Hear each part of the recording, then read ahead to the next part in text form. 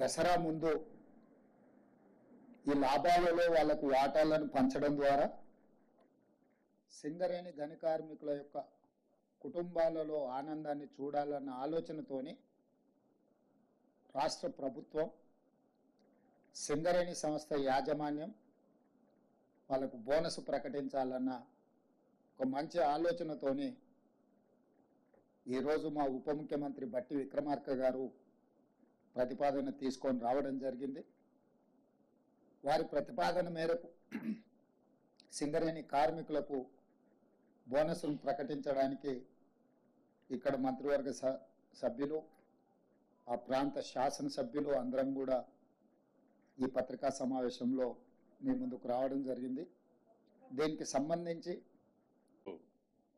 గౌరవ ముఖ్యమంత్రి గారు రేవంత్ రెడ్డి గారి అధ్యక్షతన కేబినెట్ విస్తృత స్థాయిలో సుమారు 3 గంటలు అనేక అంశాల మీద చర్చించటం జరిగింది. ప్రధానంగా ఈరోజు జరిగిన అంశాలలో హైదరాబాద్లోని కోటిలో ఉన్న మహిళా యూనివర్సిటీ పేరును వీరనారి చాకలి ఐలమ్మ యూనివర్సిటీగా మార్చాలని కేబినెట్ నిర్ణయించడం జరిగింది. అదే రకంగా పొట్టి శ్రీరాములు తెలుగు యూనివర్సిటీ పేరును సోరవరం ప్రతాపరెడ్డి యూనివర్సిటీగా మార్చాలని కూడా కేబినెట్ సభ్యులందరూ ఏకాగ్రంగా తీర్మానించడం జరిగింది.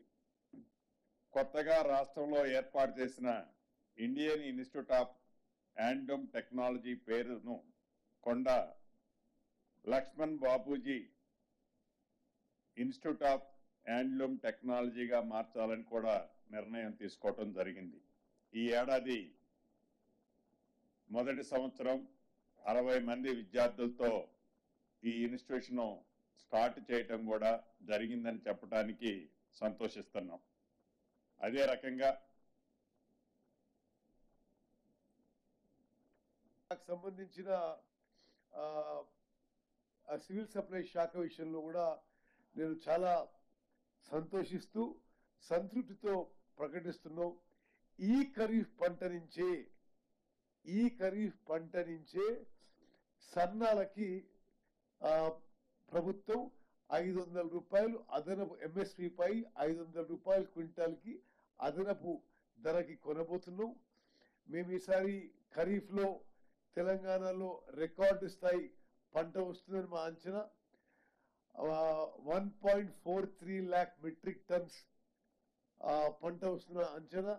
దానికి 80 లక్షల మెట్రిక్ టన్నులు సన్నాలు, 50 లక్షల మెట్రిక్ టన్నులు మరి దొడ్డువడ్లు వస్తాయని చెప్పి మేము ఎక్స్పెక్ట్ చేస్తున్నాం.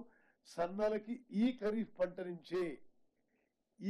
పంటకే ప్రొక్యూర్మెంట్ కి అదనపు బడ్జెట్, నార్మల్ ప్రొక్యూర్మెంట్ కి ఎంతైతే ఖర్చు పెడుతున్నామో దానికి అదనంగా ఈ ఫైన్ వెరైటీ ప్రొక్యూర్మెంట్ కి 2500 crore బడ్జెట్ ఈరోజు క్యాబినెట్ లో ఆమోదిస్తూ మరి ఈ ఖరీఫ్ సీజన్ లో కూడా మేము ఈ సన్నాలకి అదనంగా క్వింటాల్కి 500 రూపాయలు ఇవ్వబోతున్నాం.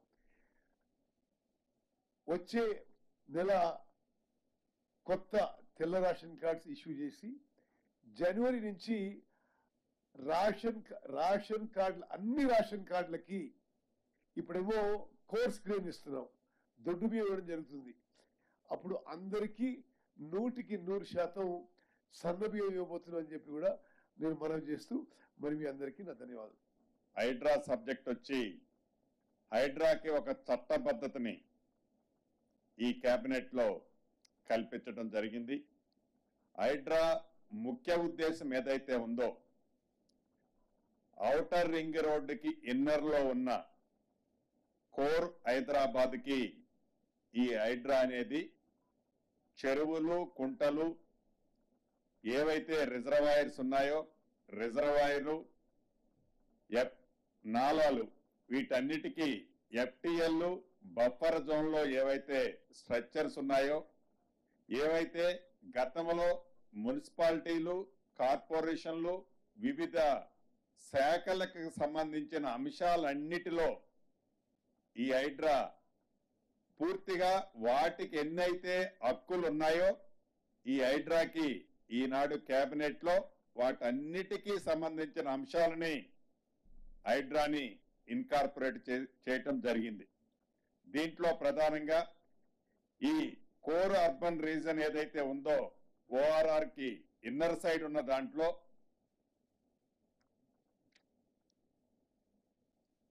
27 అర్బన్ లోకల్ బాడీస్ ఉన్నాయి. అదే రకంగా రీసెంట్ గా 51 గ్రామ పంచాయతీలను కూడా ఈ ఓఆర్ఆర్ కి ఇన్నర్ సైడ్ ఉన్న వాటిలలో 51 గ్రామ పంచాయతీలను కూడా ఈ కోర్ అర్బన్ దాంట్లో ఇన్కార్పొరేట్ చేశాం. వీటన్నిటికీ ఈ హైడ్రా అన్ని శాఖల్లో ఏ శాఖలకి ఎన్ని పూర్తి స్వేచ్ఛలు ఉన్నాయో ఈ హైడ్రాకు కూడా అదే రకమైన స్వేచ్ఛ ఉండే విధంగా నియమ నిబంధనల్ని సడలించడం జరిగింది. అదే రకంగా హైడ్రాకి అవసరమైన దాదాపు 169 మంది అధికారులు, 946 మంది అవుట్ సోర్సింగ్ ఉద్యోగులను వివిధ విభాగాల నుంచి డిప్యుటేషన్ మీద హైడ్రాలో వర్క్ చేసే విధంగా ఆదేశాలు కూడా ఇచ్చే నిర్ణయాన్ని ఈరోజు గౌరవ ముఖ్యమంత్రి రేవంత్ రెడ్డి గారి అధ్యక్షతన జరిగిన కేబినెట్ లో నిర్ణయం తీసుకోవడం జరిగింది. వీటితో పాటు ఏదైతే త్రిబుల్ ఉందో ఈ త్రిబుల్ రీజనల్ రింగ్ రోడ్డు దక్షిణ భాగం అలైన్మెంట్ ఖరారు చేసేందుకు R&B స్పెషల్ చీఫ్ సెక్రటరీ ఆధ్వర్యంలో 12 మందితో కమిటీని అధికారులతో ఒక కమిటీని ఏర్పాటు చేయడం జరిగింది. దీంట్లో ప్రధానంగా కన్వీనర్ గా R&B ప్రిన్సిపల్ సెక్రటరీ గారు ఉంటారు, MIUD సెక్రటరీ గారు, రెవెన్యూ సెక్రటరీ గారితో పాటు అన్ని జిల్లాలకు సంబంధించిన కలెక్టర్లు, ఏదైతే ఈ 5-6 జిల్లాలు వస్తున్నాయో ఈ 5-6 జిల్లాల కలెక్టర్లతో పాటు R&Bకి సంబంధించిన వాళ్ళు, నేషనల్ హైవేకి సంబంధించిన వాళ్ళు, జియాలజికల్ కి సంబంధించిన వాళ్ళు కూడా అందరితో సుమారు 12 మందితో ఒక కమిటీని కాన్స్టిట్యూట్ చేసేదాన్ని ఈరోజు కేబినెట్ లో డిసైడ్ చేయడం జరిగింది. అదే రకంగా ప్రస్తుతం అమల్లో ఉన్న పోలీస్ ఆరోగ్య భద్రత స్కీమ్ని SPL కింద కూడా వర్తింపజేయాలని నిర్ణయించడం జరిగింది.